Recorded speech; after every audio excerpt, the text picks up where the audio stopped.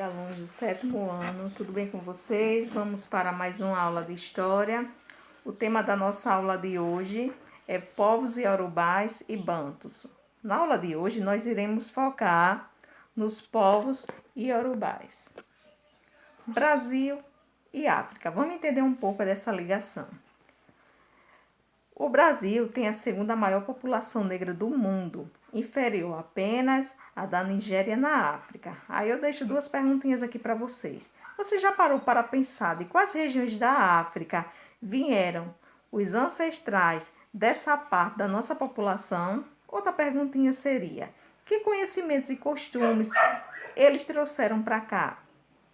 Assim, estudar a história da África é essencial para compreendermos a nossa história, uma vez que a identidade brasileira tem fortes marcas africanas. Isso porque, a partir do século XVI, muitos africanos foram trazidos forçadamente para o Brasil pelos portugueses na condição de escravo, certo? Uma vez estabelecidos no Brasil, entraram em contato com povos que aqui viviam, com imigrantes de outras regiões do mundo e também com pessoas de diferentes localidades do próprio continente africano, criando juntos uma cultura afro-brasileira.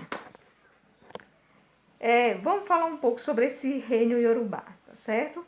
A origem dos reinos iorubás, também chamado de Nagôs, ainda é incerta.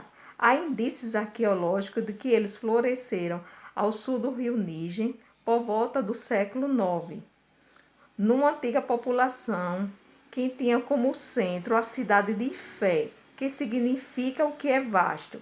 Porém, segundo alguns estudiosos, as evidências mais antigas desse grupo remontam ao século IV. Daí nós vamos ver um pouco sobre esse reino Ifé, tá certo?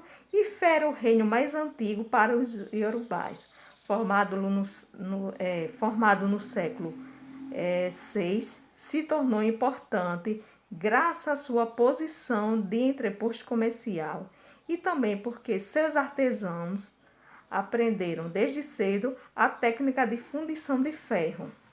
Além disso, Ifé era um importante centro religioso e político. Nesse reino morava o Oni, certo? Que é o principal rei iorubá. Os demais reis eram denominados de Obás e todos deviam, tá certo, respeitar a autoridade do Oni. E aí existe um mito, tá certo, da origem do mundo para os iorubás. Eu gostaria que vocês lessem esse mito na página 26 do livro de vocês. Os mitos, as histórias e as narrativas tradicionais dos iorubás foram transmitidas oralmente de geração a geração. Os mitos remontam ao passado, ao tempo em que deuses, heróis e ancestrais viviam na terra e em que foram criados os diversos elementos da natureza, humanos e culturais. Essas histórias revelam as crenças, as visões de mundo, assim como o modo de viver desses povos. Então, reforçando, vocês leiam esse mito na página 26, para que vocês possam responder uma atividadezinha que eu deixei aqui para vocês.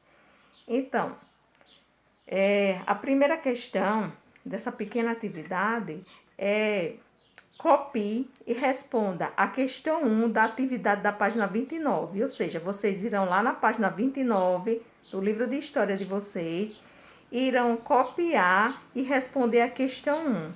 Para essa questão, eu gostaria que vocês usassem o dicionário no Google, tá certo? Se vocês não tiverem um dicionário em casa, um Aurélio, digamos assim, vocês podem olhar no dicionário no Google, tá certo? Na internet. Aí a questão 2 e 3 é sobre o mito, tá certo? Da página 26, que eu pedi para vocês lerem no slide anterior. De acordo com o mito da página 26, tá certo? Do livro de história, qual é a explicação para a diversidade física que existe entre os seres humanos, tá certo? Ou seja, de acordo com esse mito, tá certo? Qual é a explicação para a diversidade física que existe entre os seres humanos. Você vai ler lá e vai responder. A terceira questão é o mito da questão anterior, ou seja, dessa questão 2. Pode ser considerado uma fonte histórica da cultura imaterial dos iorubás? Aí vocês digam por quê, tá certo? E essa foi a nossa aula de hoje. Uma aula bem resumida, porque vocês terão menos tempo para responder a atividade. E até a próxima aula. Fiquem com Deus.